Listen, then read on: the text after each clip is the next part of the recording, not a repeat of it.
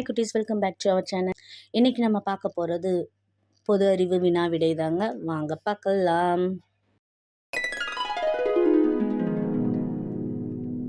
விளம்பர போஸ்டரை கண்டுபிடித்தவர் யார்? 3, 2, 1. ஆங்கிலேயர்கள். பனிச்சறுக்கு விளையாட்டை கண்டுபிடித்த நாடு எது? 3, 2, 1. நார்வே.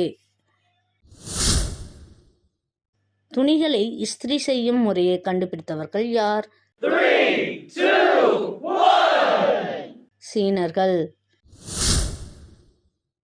கைரேகை மூலம் குற்றவாளிகளை கண்டுபிடித்தவர் யார்? 3, 2, 1. இந்தியர். காபியை கண்டுபிடித்த உலகிற்கு அறிமுகம் செய்த நாடு எது? 3, 2, 1. அபிசீனியா. விட்டமின் B6 கண்டுபிடித்தவர் யார்? 3, 2, 1. ஸ்டில்லர் 1938. விட்டமின் B3 கண்டுபிடித்தவர் யார்? 3, 2, 1. வில்லியம்ஸ் 1933. விட்டமின் B2 கண்டுபிடித்தவர் யார்? 3, 2, 1. ஸ்மித் 1948. விட்டமின் Cயை கண்டுபிடித்தவர் யார்? 3, 2, 1.